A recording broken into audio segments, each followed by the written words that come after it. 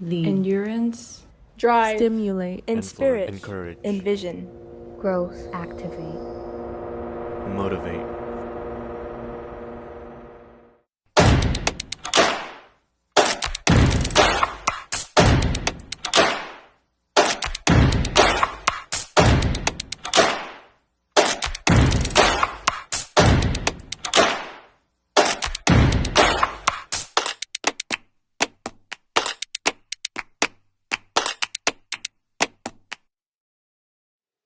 As a kid, I never really saw much of a difference between boys and girls, except for the fact that girls had long hair and boys not as much. But as time progressed, I could see that not many people viewed it the same way. I could see that I was being refrained from doing certain things just because I was a girl. I would always be told to act politely and mature because I was a girl. Whereas boys, on the other hand, were free to do whatever they wanted, under the phrase, boys will be boys. Personally, I found this extremely offensive. I didn't like the way I was being treated and the measly justifications I received. Yet again, there's very little a 4-year-old could do about it, though. Over the years, the inequality I faced only got worse, and the saddest part was that I couldn't do anything about it. If I were to speak up against this, people would say that I had a big mouth or that I was talking too much for a kid. Now, this would be the part where I say that I am a feminist.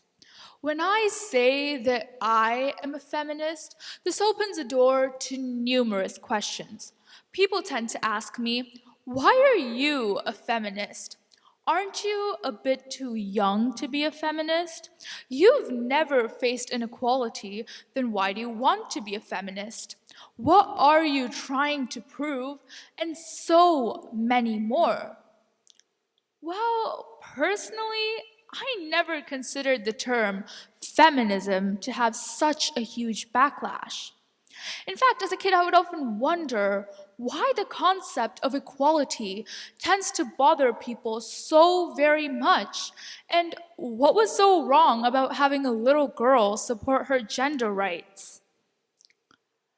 It could be said that everything I've faced so far is very little compared to what women across the globe have to face on a daily basis, which is most definitely true, yet it isn't a justification to why I shouldn't stand up for myself and other women.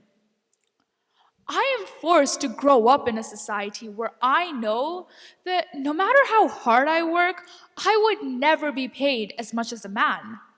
I know that despite everything I might bring to my family in the future, I would never be able to make my own decisions.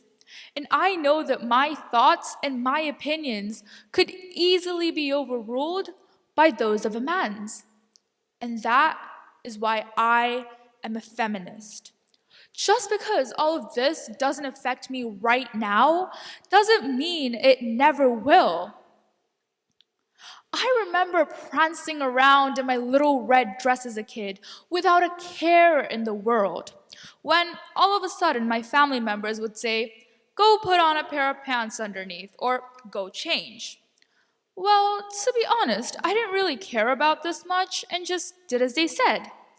But now, as I look back at it, it's nauseating how little girls are forced to cover up just because individuals in our society today have stooped low enough to sexualize even small children.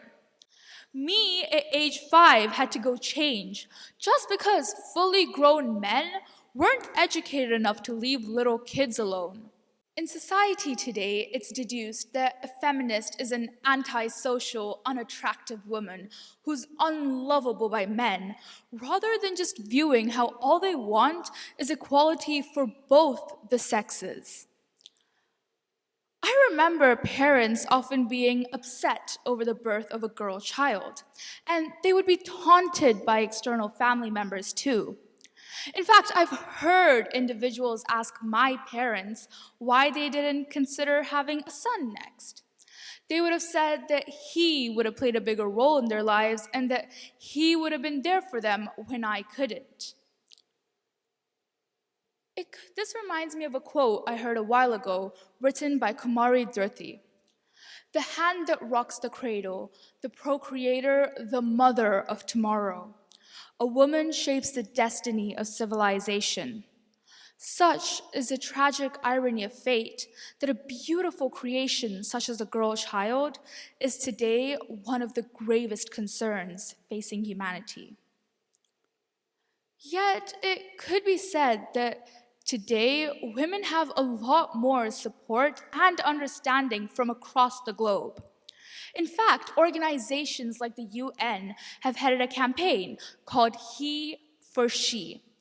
This is basically on how we need the support and understanding of men in order to have advancements for women across the globe. Other places, such as schools and workplaces too, have become more understanding in terms of discrimination by gender. But we're not quite there yet. In order to finally gain equality, we need every woman and man to call himself or herself a feminist. It's really not something to be looked down upon. Thank you.